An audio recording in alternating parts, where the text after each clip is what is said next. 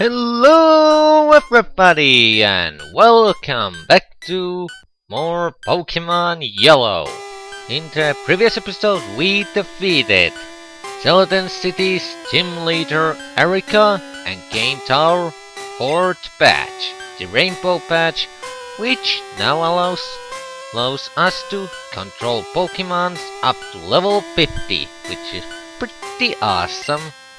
And today, without screwing this up once again, I don't know what the heck was I thinking yesterday when I tried to do this, we shall today successfully scale up the Pokemon Graveyard of Lavender Town Pokemon Tower. Let's go! And if you thought the music outside was a little bit creepy and unsettling, how about this little lovely tune?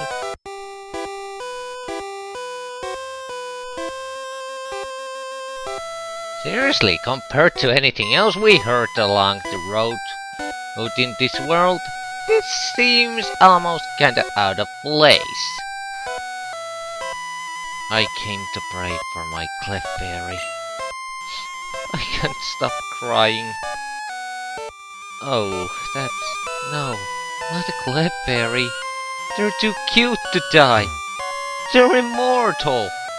Their cuteness is supposed to be immortal. Thank you, lady. It is the least we can do to show respect to these marvelous creatures. Oh, not Crowley. My god, this place is so depressing.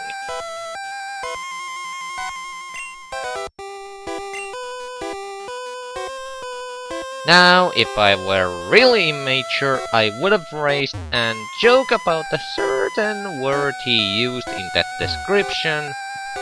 However, considering the mood of this place, yeah, joking is really not appropriate.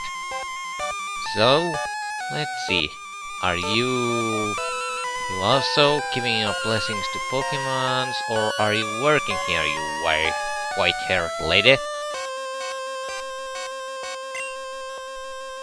Oh no! Oh no! Oh, spirits in mischief and a graveyard. Please don't let there be zombies. The last thing I want is a rerun of Left 4 Dead 2. Trust me, Iron Sonic had more than enough of that stuff way back. Anywho, let's scale up the tower. And oh, look who it is! I'd recognize that Elvis ripoff hair anywhere.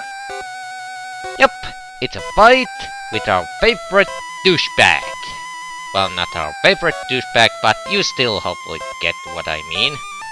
Anywho, checking out that our team setup is correct, and yep, this is good enough considering that this jackass, even after having his ass kicked God knows how many times by this point, he still hasn't think of changing some of his patterns, meaning that he's going to start with the same Pokemons and yada yada yada. Anywho, let's kick up this episode properly, now with an rival battle. Hey, Tachiri! What brings you here? Your Pokemon don't look dead. I can at least make them faint. Let's go, pal. I'm not your pal, and it's your Pokemons that are going down, Deutsch. Anywho, yeah, fight against our rival, Shigeru, and no bios for him still. He ain't worth it. Although considering with that hairstyle, he would be worth it in a freaking L'Oreal commercial, but that's outside the point.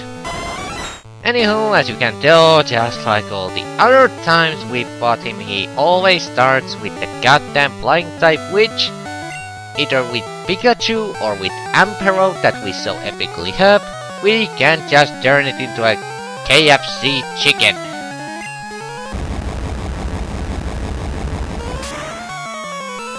And down it goes. Ooh, critical hit. Nice. You got shit on me. And Magnemite, and we can just as well abuse the questionable type effectiveness of Generation 1. Terra, do the honors. Sonic Boom, who do you think you are, Guile?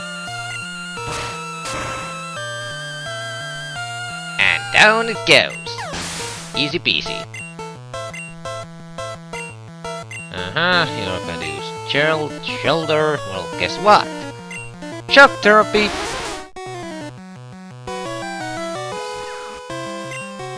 And Thunderbolt. Right Clamp. Ooh, and critical hit. Nice. And Sandshrew, this thing would be a problem, but it is no longer, thanks to our G-Breaker. Really, Sandshrew level 20? Wow, you suck. Anywho, Bubble Beam. We should really get some other... Okay, never mind. Against that weakling, Bubble Beam is still strong enough, but seriously though, we should actually start teaching G-Breaker perhaps a little bit stronger water type moves once we come across some. And of course, he's still sticking to Eevee, which is kinda odd. I thought it had evolved by this point, but I guess I was wrong. And you know what, I'm gonna keep G-Breaker out there, and let's do Double Edge. Wham, bitch! Oh, almost one hit. Deal with. Yeah, that's going to save your ass. And a quick to that. Wow. Shigeru, no offense, but you are kind of a sucky trainer based on this result. What? You stinker! I took it easy on you too. Oh no shit! I couldn't tell. How's your Pokédex coming, pal? I told you I'm not your pal. I just got a Cupone. I can't find the grown-up Marowak yet. I doubt there are any left. Well, I better get going. I've got a lot to accomplish, pal. Smell you later. And let's pray to God that catchphrase never catches on. LOL. Anywho, so yeah, that was the battle with... well, Shigeru, a rival, and as you can tell, he is freaking cakewalk. Like, seriously, really, after getting your ass kicked so many times, you don't even bother to think that, oh, I don't know, you may wanna change your strategy or something? Whatever. Anywho, going to save here, and now we can continue on climbing this tower, which, I may add, you might actually turn out to be a little bit challenging in certain sense, considering that, well, the Pokemon type you encounter here isn't exactly easy to battle against, and there's a butt ton of trainers in here. I don't know, is this chick a trainer or... no, he isn't. Okay, so it starts all the way from next floor. So we start from here, and okay, so the Pokemons native to this place are Coast Pokemons. The only Coast Pokemons of the entire Generation 1 are within this tower. And Coast type, let me tell ya, this is one tough son of a bitch type to fight against. Because seriously, pure Coast type, or Coast type in general, has very little weaknesses. The only thing that you can really do against them, until of course few generations later when they did actually introduce a type that is strong against Ghost, But as it is in Generation 1, that there are no effective types against ghosts. Wow, I'm doing a lot of vision. The most effective strategy to use on them is just, well, use as much of a strong special attacks as you can. That's pretty much it. There really isn't a type that's really strong against it, nor... yeah, it just... well, I hope you got what I meant. Anywho, there are a ton of trainers here. Luckily, most of them are quite easily skippable. As you can see, there's usually a way around them. Of course, I would still recommend that at least up-screen, or what the hell am I staying up-screen? You are not the one recording this. Anywho, when you got the time, I would actually recommend fighting these trainers here because A, they give you... well, okay, the main reason is because they give you quite a nice amount of experience. Due to the fact that their ghost Pokemons are at fairly high level, and overall because ghost type is, like I haven't said 1,000 times already, a little bit challenging to fight.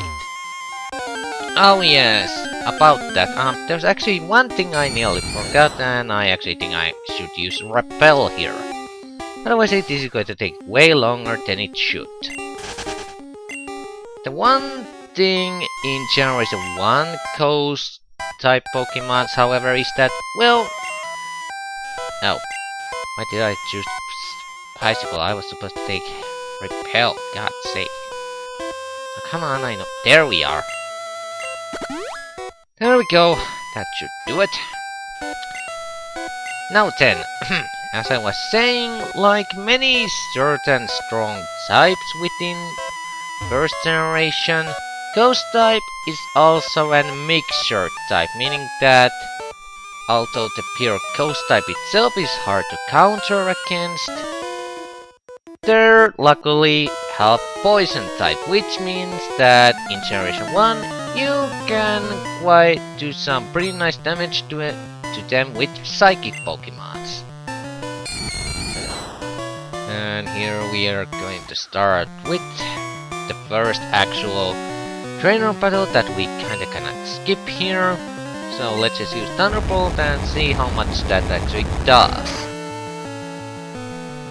Quite nice amount. Oh shit, that's annoying.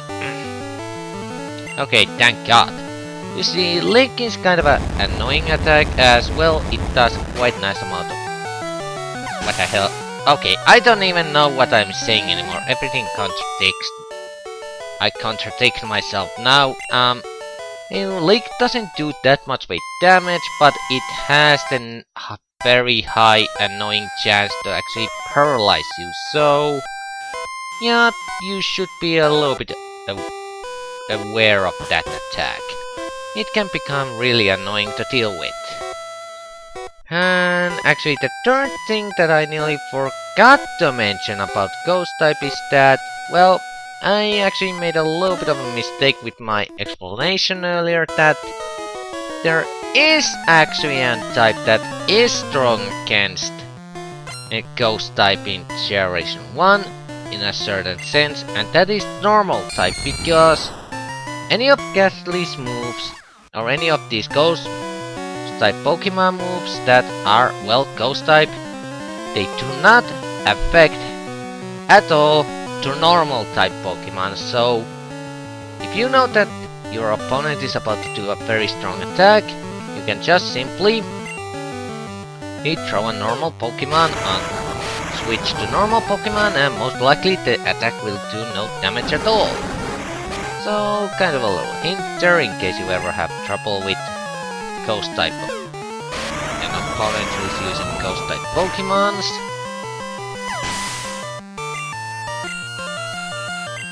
And another Ghastly, let's change, and just to prove that I was right about their double typing, let's bring out Terra and use Dig, because just like with Magnemite, it and Coughing, who actually did gain the Levitate ability in later generation, Ghastly does not have that one in this generation, so ground type attacks can actually hit him. And super effective. There we go. Easy peasy. Let's grab this item. Ooh, elixir. Hell yeah, I'll take that. And over here we have awakening. Go down here. We get HP up. Then we can just circle around that lady, but let me quickly check is there... son of a bitch. Rebel ran up. Let me just quickly check is there anything collectible up there. I kinda don't wanna miss any items for stupid reasons of not checking out. And no, there isn't. Okay, let's just go this way so we can avoid that lady on the stairs. And like so. And I believe we reach... Oh yes, this room. Now this spot is freaking excellent for Pokemon training. Because you see, this spot right here, this heals all the damage and all the status effect you may have gained during the climb through this tower completely. So just step on this and you and your Pokemons are fully healed. So as you can imagine, that makes this place an incredibly good place to train some of your weaker Pokemons. So definitely remember this place if you ever need to train something in your team. Because this is easily one of the best grinding spots in the game. At least for at this point. And that lady doesn't see us, okay. Grab that. Ooh, nugget. That's free 5,000 gold pieces, hell yes. And we ran out of Rebel again. Now that could have been sort of a good spot to stop, but you know what, I'm gonna go on because I think we should have at least one more fight here that I at least wanna show you guys before we call it a quits for today. And before my commentary becomes completely non-understandable. Oh my god, I'm stunned. My god. Even copy isn't helping keeping my commentary stable anymore. What the heck's going on here? Okay, let's deal with you quickly. Okay, interesting way to laugh.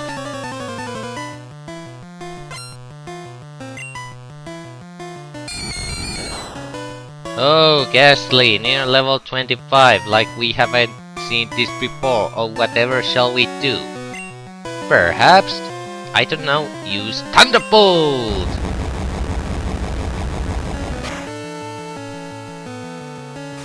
Oh shit. I forgot these things have that. Confuse Ray? Well, let's just say stronger version of the freaking Supersonic.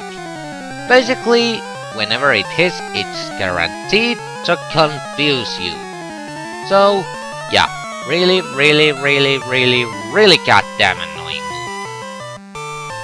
Let's wake out Terra. Luckily though, just simply switching out cures the confusion, so it's not that bad. New stick. Kind of a waste, but I really don't feel like constantly switching out because these things just love to spam confuse Ray. Trained or not.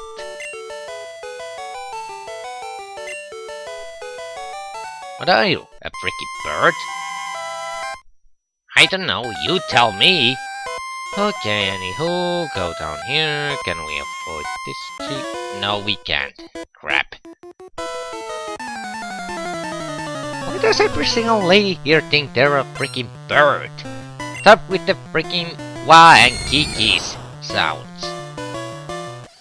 Oh god.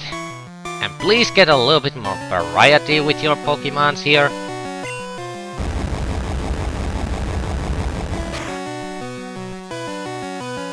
Oh, paralyzed. Nice one. Ow shit, this might actually hurt.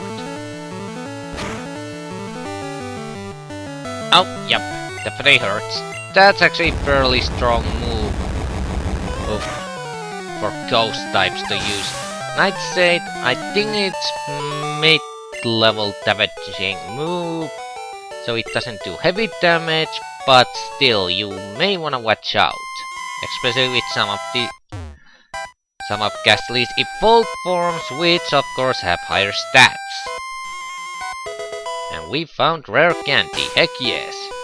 And I'm actually gonna switch out Pokemons here real quick, because we are actually going to just enter into the second fight here at the tower that I was referring to a little while ago.